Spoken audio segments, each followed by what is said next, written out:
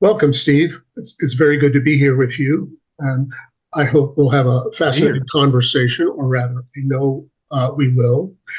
I think one of the main things we were planning to discuss was coaching. And when I hear the word coach, I tend to think of a guy in a sweatshirt with a whistle around his neck, which is probably not accurate in this context. So maybe you could lead off by saying what coaching is and in this context, and what is it intended to do? For me, first of all, thank you for having me part of this conversation. I love your work. I love your books. I love everything that you've done. So to be here working with you is a great privilege and honor. For me, coaching comes from the fact that I have an undying passion that I believe people have a divine purpose in their life. And so oftentimes people come to talk with me because they feel the sense of unease that they're supposed to be doing something different. They want to be doing something different with their life. And so for me, coaching is the process of engaging a conversation with people where they can start plumbing the depths of these feelings, exploring their spirituality, exploring their past, exploring their gifts, their potential, their passion, look at all different kinds of things so that hopefully their purpose for life emerges and that they can then take steps to implement that. And coaching for me is just someone that has a little bit more experience as far as what that journey looks like and coming along beside people, not to give them the answer, but to actually kind of point to them in certain directions that I think they should be going. Thank you. Well, one of the major issues with life choices and career choices is the balance between avocation and money. There are lots of people who would love to do X, Y, or Z, but they don't really see how they can make a lot of money at it, or not enough money to survive. You do mention Marcia Sinitar's classic book, Do What You Love, and the money will follow. But how does that play out in terms of this divine destiny and practical realities? Yeah, it's a good question. One of the things I often tell people is that your divine destiny does not always equate to the job that you need to do to make money. Your passion lies in a different area, and your job skills go in another direction completely. Like I have a really good friend of mine who I always use as an example, John Rankin. John, he's now retired, but he was an engineer by trade. And he was a very accomplished engineer, but it wasn't his passion. And it wasn't why he was here. He wanted to teach Taekwondo. And he was a master at teaching children. Just an incredible. He would light up when he would teach children. And could he make a living teaching Taekwondo to children? No, but he did it. That was his passion. That's why he was supposed to be here on the planet. And so he did that on the side. He did it at weekends and at evenings. He worked the job to pay the bills, but that's what his passion was, why he was here on the planet, was to work with kids. Can you think of any really striking instances of clients that you've had that kind of found their divine destiny and took it really far, either in a professional, spiritual, or other sense? There's a couple of people that come to my mind who I did a lot of mentoring work. One was with an attorney who was a very accomplished attorney and was very well respected within the Denver metropolitan community where I live. And she just had a sense that she was supposed to be doing something else. And so we did a lot of work with her trying to explore her gifts and her talents, her proclivities. And what she ended up doing, she wanted to become a clergy, a pastor.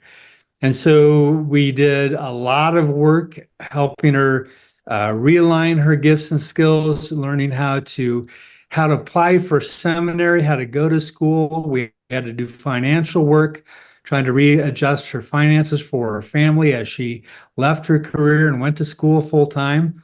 She then became an ordained clergy and became a very successful, had a great career working as a pastor in a church. Another one was somebody who was a school principal who wanted to open a restaurant, very accomplished person, who also very well respected, and felt as though that it wasn't doing it, that they wanted to cook and they wanted to cook for people, and they have always had the dream of working with a restaurant. And so we mapped out a plan by which she could readjust her finances, readjust how she was working with her spouse, and then over the course of a couple of years made those changes and opened up a restaurant business and was doing great with it. Those are just two that kind of come up off the top of my head. Yeah, to speak in personal terms, we had a clairvoyant come to the Theosophical Society a few years ago, and I was talking to her, and out of the blue, she said, "You're not where you wanted to be. Didn't you want to be a novelist?" Oh, wow. And the subject had never come. This was totally out of the blue. And it was true. You know, I have the 3 novels, requisite novels published. But my career never really went in that direction. It went toward nonfiction writing about spirituality. Right. So my initial desire to become a writer was fulfilled, but in a rather different way than I expected. I'm just saying about my own life trajectory. Right. And I don't know, so far, so good. Well, I mean, I think that really speaks to your work. I mean, anybody who's read any of your books realizes this guy has found himself and found what it is that he's supposed to do. Your most recent book, what is it, The 7 Games of Life? Yep. Speaks so articulately, I think, of someone who has found their voice, and it speaks to other people about how to find their voice and evaluate what is the game that they're playing. When I was reading the book, I was thinking, well, this is someone who's doing a lot of life coaching just through writing the book. And what's interesting is I did a lot of work with a clairvoyant. We haven't worked the past couple of years, but I referred a lot of people to her, and through her work as a clairvoyant, she often helps people discover what they're supposed to be doing with their life. And she comes at it from a very mystical third eye experience that, like, as an academic or as a clergy or something, I wouldn't approach it. But watching her work as a clairvoyant was fascinating, watching her do her stuff. And then when she did a reading for me, I was like, oh, this really is truth to this. So just good example. That's great. I mean, not all clairvoyants are that good, but some of them are. And the results, as you said, are often extremely impressive. Let's take this from another angle. So far, we've been talking in terms of something like a work vocation, but you must get some people also who feel that discontent spiritually. It's not so much they're having a career crisis or a job crisis, but they have some kind of divine spiritual longing they can't get in touch with or integrate. How do you work with people like that? You know, that's actually something I love to do. It's very gratifying to work with that. You know, when people want to do spiritual coaching and look with spiritual work, I often begin by listening for them to tell me their spiritual journey, going all the way back into their childhood.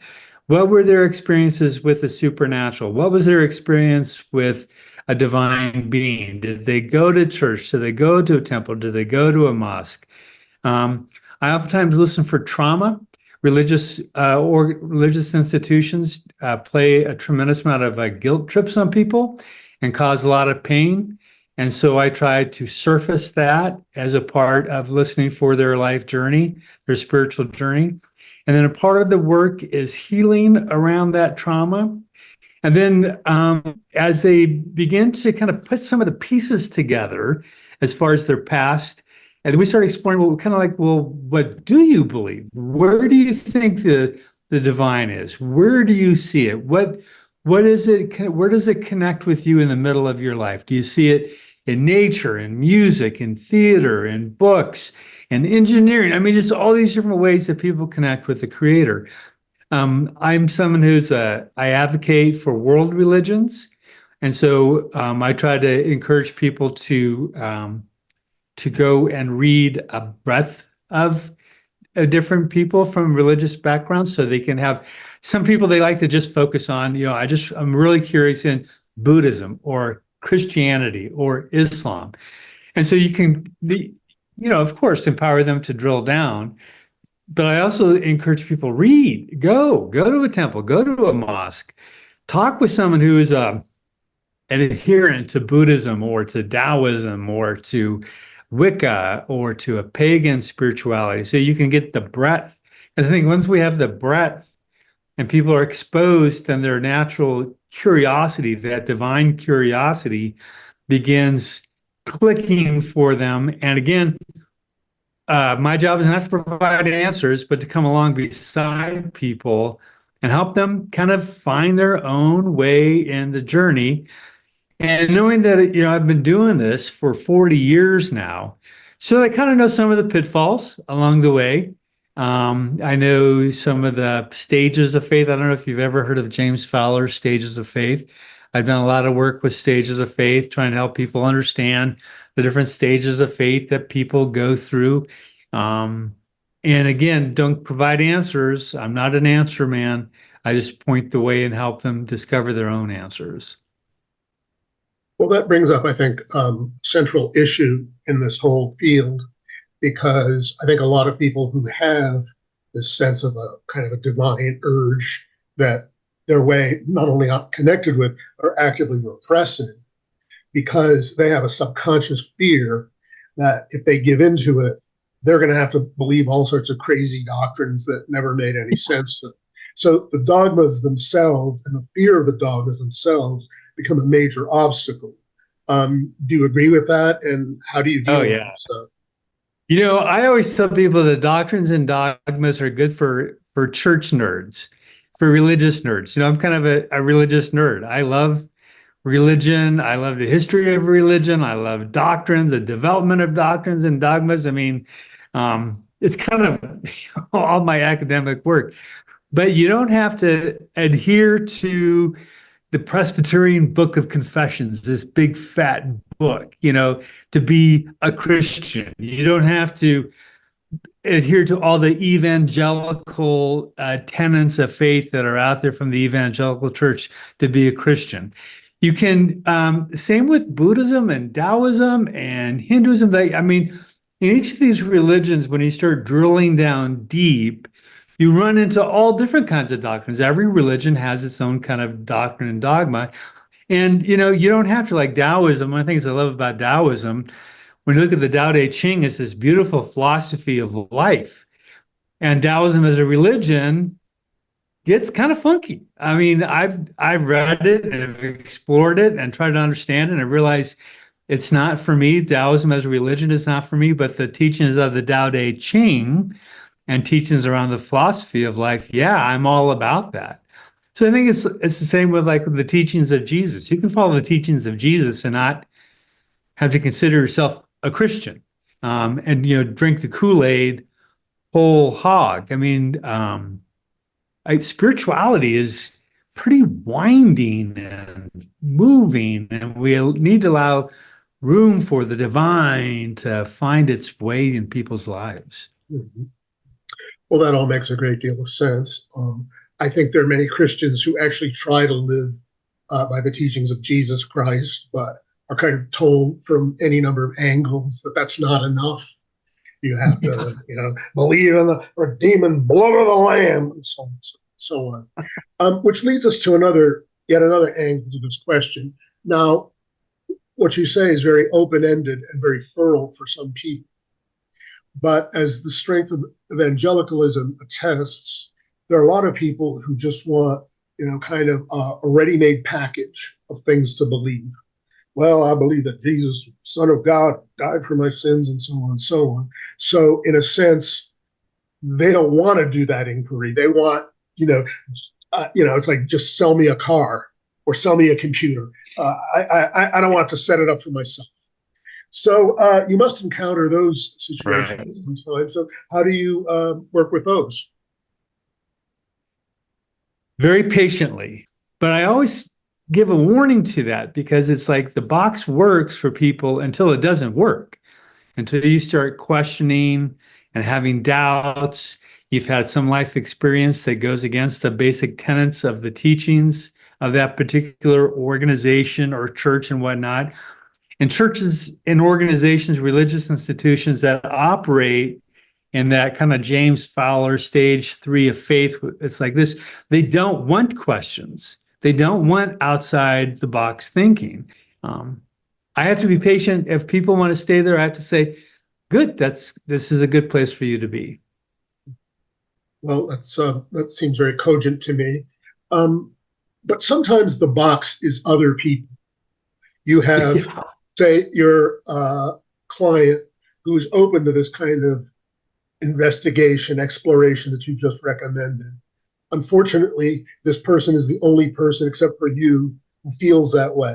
And everybody else in the family, everybody else in the town probably feels quite differently. How do you have them deal with boxes of that kind? It takes a lot of courage. It takes a lot of courage to develop your own way of thinking. One of my things I tell people is your holiness, what you consider holy, will be other people's heresy. That, when you discover something that is sacred and holy for you that is outside the box, there's going to be a lot of people who disagree with you. As I said, people who adhere to this box, there's a lot of pressure to keep people in, because if you start questioning, then they have to start questioning.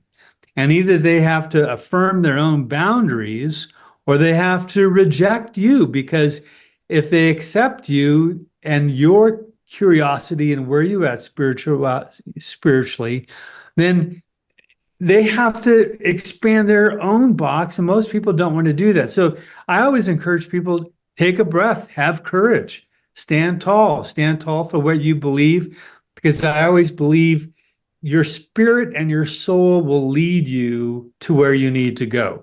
Trust your soul. And if I oftentimes think that sometimes the louder people are against me, the closer I am to speaking my own particular truth. And there's a diametric opposed. More people are against. I mean, even Jesus said, "Blessed are you when people persecute you and do all kinds of mean things in my name. Blessed are you." I think that the more you find your truth, a lot of people are going to disagree with you, and you can't let that deter you. You have to move forward with where your soul is leading you. Well, that's very helpful. You yourself come out of a particular belief tradition. Are you Presbyterian? Yeah, Presbyterian. Okay, so you come out of the Reformed tradition, right. The Calvinist tradition. Yep. And well, the Calvinist tradition, if you go back to Calvin, is pretty stark. So how do you integrate this whole tradition, this whole Reformed tradition, which in many ways is a very rich one, and Yeah. always valued learning very highly. But there are lots of doctrines and dogmas with which many people today would be and are uncomfortable. So how do you see your participation in your own tradition in light of all this? Oh, that's good. I always joke with people, I'm a dyed-in-the-wool Presbyterian. I was born and raised in the Presbyterian church. I went to a Presbyterian college. I went to a Presbyterian seminary. I now work in an ecumenical church that's Presbyterian Methodist United Church of Christ, but I'm still pretty Presbyterian. As I said, I know all the doctrines and the dogmas and everything. I know the Book of Confessions and the Book of Worship and everything. And my colleagues get very nervous when I say, "Hey, I worked with a clairvoyant the other day, and they gave me a lot of great stuff." Or like, "Hey, we had a Wiccan come into our church to talk with us about, the Wiccan faith and the local covenant." So I guess while I affirm my Reformed tradition, find a lot of depth and nurturing in that. I also believe, one of the things they say about in the Reformed faith is once reformed, always reforming. And I consider myself on the always reforming end of the church. I know all the doctrines and they are interesting, but it's not where my soul lives. My soul lives more out here on the frontier. So I always have to be very cautious when I'm around my colleagues when I talk about some of the fun things that I get to do.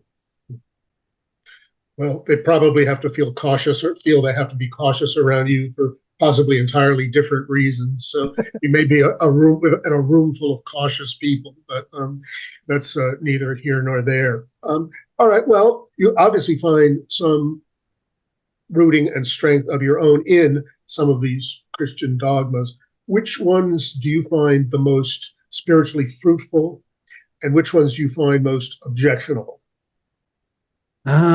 Spiritually fruitful. I think the one that I find that I really wrestle with is it's called the warpness of all humanity. I'm trying to find the right word, is that, that all of humanity is warped, that all of us are sinful. We all have fallen short of the glory of God, that we are all broken. To a certain extent, I understand what that's doing. They're trying to answer the question is what's wrong with humanity? And so you look at doctrines like the original doctrine of original sin. And I find that to be, I mean, I know what it's trying to say. For years, I really pushed back against original sin, but now kind of I'm at a place in my own spiritual journey where I go, okay, they're trying to ask the question, what's wrong with humanity? And the Reformed tradition focuses a lot on sin, brokenness, and the negative aspect of humanity. And so while I understand their questions, I think when you just dive into it whole hog, the total depravity of humanity, that's the word I'm looking for, depravity. You miss, I think, the good things that human beings can do and the great things that humans beings can do. And like for me, as I said, once reformed, always reforming, that tenet, I find a lot of breadth in that. Like the United Church of Christ, part of the Reformed tradition, their catchphrase is God is still speaking. And I really believe that God is still speaking. God is talking. The divine one is talking, is communicating. We need to develop ears and eyes and soul and third eye to discern what the divine one is saying new today. So stifling is that total depravity of humanity. Affirming is God is still speaking.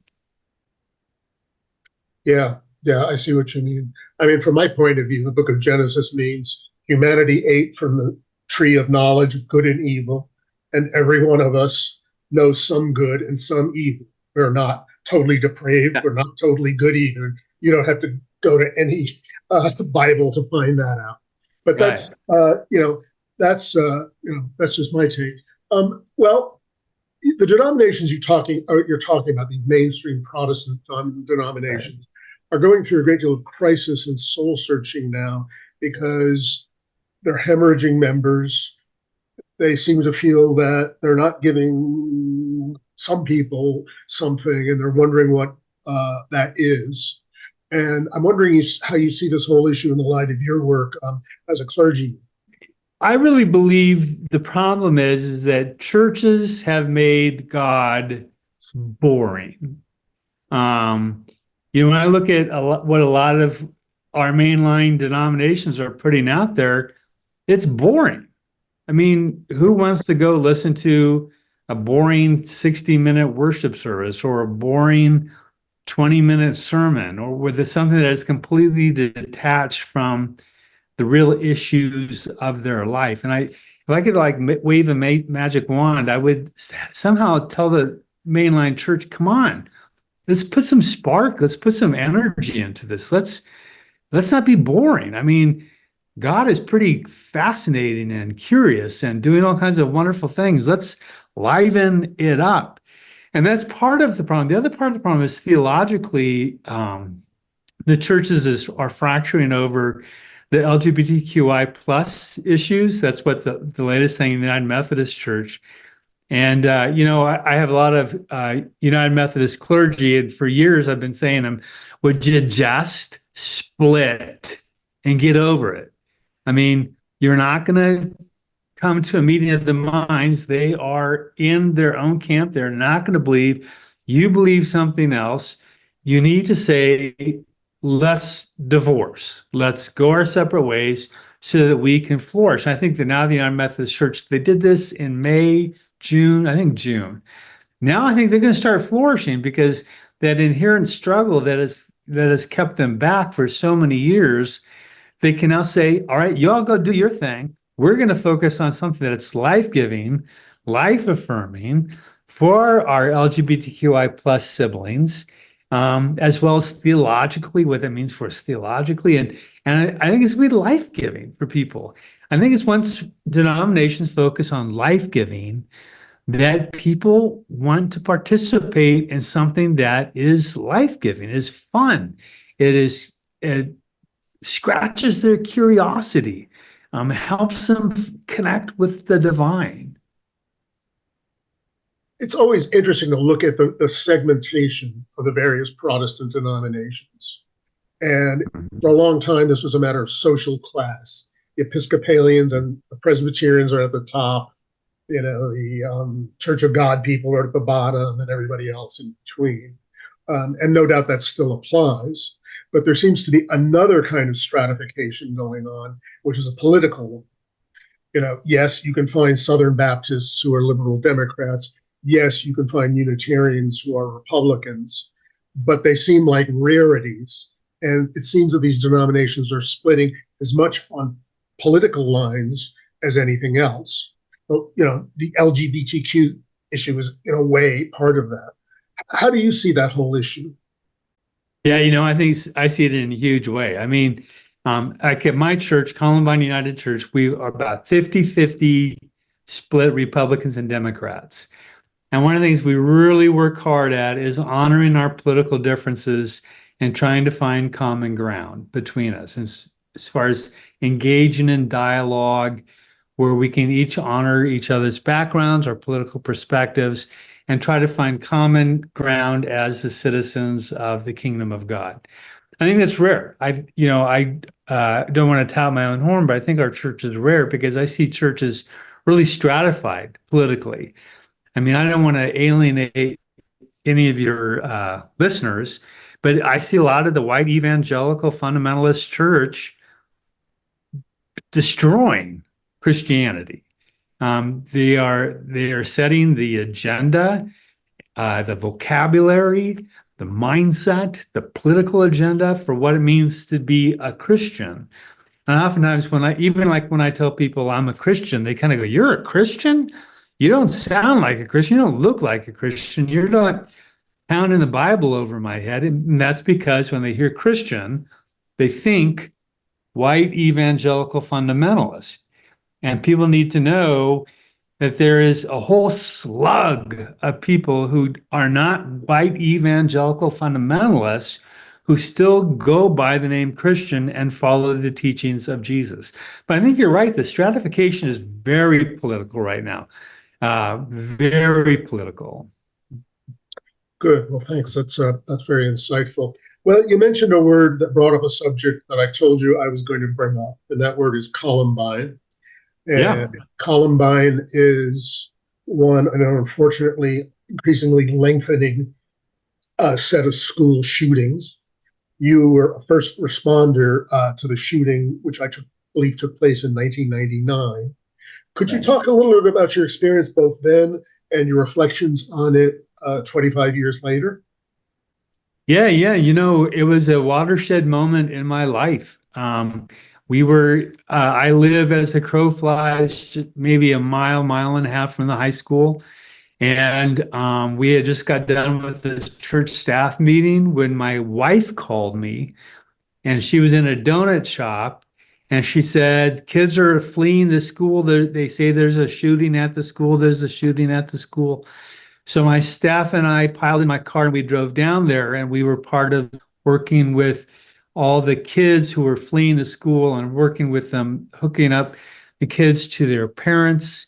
And then as the days and weeks unfolded, we realized that we had many, many people in our church whose kids were We have a lot of kids who go to the high school. We're in the high school, so the kids were traumatized. We had kids who were injured. We had a couple severely injured kids.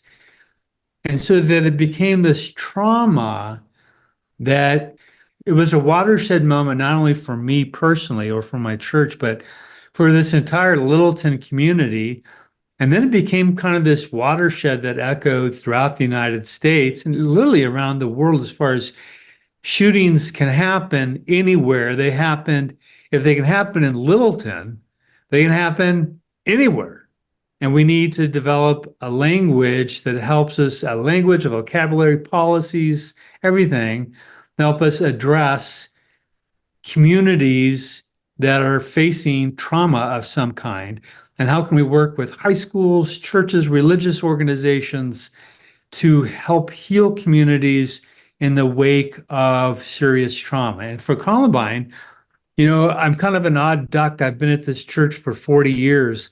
And I've been able to see the church through these entire 20, 22 years of healing, of intentional work with families, community leaders, high school people, high school teachers, as they have sought to process everything that happened on the day of the shooting and how it affected their life, how it affected their psyche as part of a human being. And it's been a very powerful journey for me personally, as well as professionally, working with the community and then working with larger organizations as they have sought to address shootings in schools and now shootings in religious places of worship. Yes, thank you. That's well, it's a grim subject, but of course, we have to face it. But an important subject. It's a grim subject, but an important subject. Yeah, Definitely. Let's go into that a little bit, because if you were to ask me, the core problem of all of this is an enormous amount of repressed violence and anger in the American psyche, or many American psyches. People are mad. It would be very easy to conclude that they're just looking around, looking for something to be mad at. They're mad, but let's just pick something almost arbitrarily. So there's this violence, repressed anger that seems very prominent in the American psyche today. How do you think we should work with that, or what steps can be taken to minimize that? Yeah, I really agree with you. One of the things I learned early on in my whole work around school shootings and shooters and understanding the shooting mentality is what I really believe in my core is that people keep on thinking we got to fix the kid who with the gun. And yes, we have to address kids with guns. But the kids are telling us, just like in any family system, an unhealthy family system, you'll have a kid that's acting out. And oftentimes you want to think, let's fix the kid, when really you need to fix the family because the whole family is sick. And part of it is the anger and the violence that permeates our society. The voices of anger and civil war and going to battle and taking on Congress and storming the buildings. I mean, if you're a teenager and you're seeing these things, it gives you tacit approval to act out. I look at all these adults, they're acting out on it. I'm going to act out on it. I'm actually going to express it. And so how we deal with it with adults, I think for me, it's a spiritual issue. I think we have to help people find a spiritual sense of peace. That's why I believe spirituality is so important. Healthy religion is important because it helps you find a sense of peace. I mean, look at the teachings of the Buddha, teachings of Jesus, and you find teachings that teach an alternative way of dealing with anger, an alternative way of processing your feelings and emotions. And so by bringing people in touch with these things, they begin to see a different pattern of how they can live and be, that they don't have to be angry. They shouldn't be angry. They should be dealing with their fellow neighbor in a different way. Well, to take this a little bit further, I mean, it seems to me that one source of anger in American society is a certain dissociation because we're getting two completely radically different messages. And this is not merely a matter of race or class, it's for everybody. You are, endowed with a human being and endowed with inalienable rights, dignity as a human being, which people believe to some degree, and a whole structure that views the individual and even the community as basically an economic unit. And you only have value as an economic unit. You know perfectly well, most people know perfectly well, that if they don't have value as economic units, they're going to lose their job. And so you have this two things like, well, you only have this kind of quantitative value, but, you have all of these founding father rights. And I think this kind of dissociation leads to at least some of this violence and frustration that we're talking about. Does that make any sense? Oh, it makes plenty of sense. I think a lot of people have frustration that if they're not making a certain amount of money, they're not happy. And they set a goal. My life goals, I want to make, $250,000. I want to have a portfolio that looks like this. And I have a certain career, yada, yada, yada. And people quickly find out that's empty. Or they find out that they've spent their whole career doing that. And they come to the end of it and they realize I'm spiritually exhausted. There's nothing left. Because they define themselves as an economic unit of production. And I think that's a spiritually dead-end street.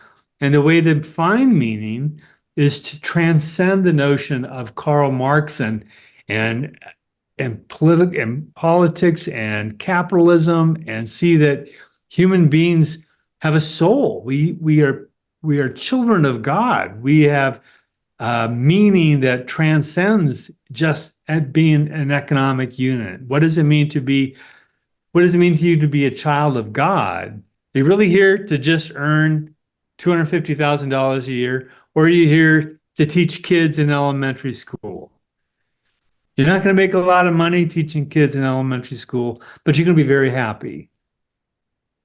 Well, this brings us back to coaching, because there are a lot of coaches out there who work with precisely the goals that you've just been talking about. I have a goal of making $250,000 a year. How do I do that? And there are these coaches who go through their steps. They inevitably mean making huge numbers of lists. List your top 10 goals, then take the first one, make another list of the top 10 things you could do, in a kind of recursive way. So you must have dealt with people who have gone through coaching of that kind. And maybe some of them ask you for coaching of that kind. What do you feel about that whole, shall we say, division of a coaching profession? It's executive coaching kind of does that. Yeah. God bless them for doing what they do. I think a lot of people feel that they want that to advance their professional career. Those people oftentimes make a lot of money, and the coaches make a lot of money, the people make a lot of money, and bless their hearts. I'm glad there are people like that do that. I mean, that's not me. That's not a lot of the people that I know who do coaching. It's not what they do. I mean, there's a certain time in coaching where the rubber has got to meet the road. In other words, you discern your purpose. Now let's see if we can actually put this into practice. And oftentimes that involves such things. Okay, let's set some goals. You want to be a school teacher. Does that mean you have to go back to school? All right, let's set some goal. By November, I'm going to look at 3 different education programs that I'm going to look at. I'm going to look at my finances. To a certain extent, you've got to put rubber to the road and make these things happen. And that takes more, okay, let's set some goals, objectives, put some timelines around that. I can do that work as well when people are needing to make that step into becoming, I want to change my whole direction of my life. You have to make some goals and set objectives and put some timelines around it. how do you see coaching as you do it as differing from therapy? What are the similarities and what are the differences? It's really good. My wife is a therapist. And so she's always on my case, Steve, don't do therapy. You're not a therapist. Because therapy deals with real hardcore issues of people's life. They deal with personality disorders, they deal with trauma, they deal with pain. As soon as I discover that someone has got some trauma that they have to work with, I say, why don't we suspend our coaching for a little while? You need to go find a therapist. Let me help you find a therapist so you can unpack this. I work with therapists when it is deemed appropriate and fruitful. I can work with the therapist, but actually, there is a huge difference. I'm talking about people in their holistic life and their spiritual life. And as long as we're not talking about, I was sexually abused as a child by my uncle or my grandfather, oftentimes that will come up in the coaching conversation, but that's often when I steer them towards, you need to find a therapist. When someone is bipolar, they need to go get help. When people is battling depression, they need to go get help. Those issues are far beyond my ability. And part of what I bring to the table is enough life experience and professional experience to know what I can do and what I can't do. And I definitely don't do therapy, trauma work, personality disorder, eating disorders, psychodynamic disorders. Like even in spiritual work, when we discover trauma, oftentimes that trauma will need to be processed with a therapist, not with a spiritual life coach. And it's, even though I do a lot of work with that, I'm not a trauma therapist. And I have to refer them to a trauma therapist to deal specifically with that trauma before they can engage the coaching process to help them regain a sense of purpose in their life. I mean, it kind of comes back, Richard, again to, I want to help people discover their purpose. In the process, discovering their purpose, if shadows emerge, the shadow needs to be dealt with the therapist, not with a coach. And coaches make huge mistakes and they do a huge disservice when they try to be therapists. Well, that makes a great deal of sense. We're coming up to the end of our time, and I thought I might conclude with this personal question, which is, could you comment on one or two of the key spiritual experiences or that have been most critical in your life, that have really in some way changed you? You did mention the Columbine, of course, but are there others that really mark milestones in your life? Yeah, the very first milestone when I was 18 years old, and I was a freshman in college, and I had a dream where I felt as though God came to me and told me that I was to be a minister. And it's really interesting. I hated going to church as a kid, being a Presbyterian kid, going to a lot of boring worship services, sitting through a lot of boring sermons. And I was like, what, you want me to be a minister? I don't want to be boring. But that moment, that dream that I had was seminal. I mean, it literally changed my life. And when even to this day at 65, when I'm at the coming around the back corner of the track of my career, I still go back to that dream that I had that one night when I was 18. I think the Columbine event was a seminal event. I think some of the traveling that I did through Italy, seeing some of the great art that I saw was spiritually a huge kind of wow for me, kind of a wake up. Journeying through Ireland was a huge spiritual experience for me as well. So kind of those kind of big watershed moments that became spiritually developing things. But I go all the way back to when I was 18, probably the moment in my life. Well, I'm coming up to the end of my questions, and I'm coming up to the end of our time, but do you have anything you'd like to add or elaborate on that we haven't fully discussed in this conversation? I think the more people tie into the Theosophical Society, and the work that they're doing, a lot of the things that we have covered in this conversation, the society is doing. And I think that if people are curious about it, they should dial in deeper into the classes and the webinars and the sessions that are being done. Read, experience, go beyond your own little box. Find where your soul is leading you.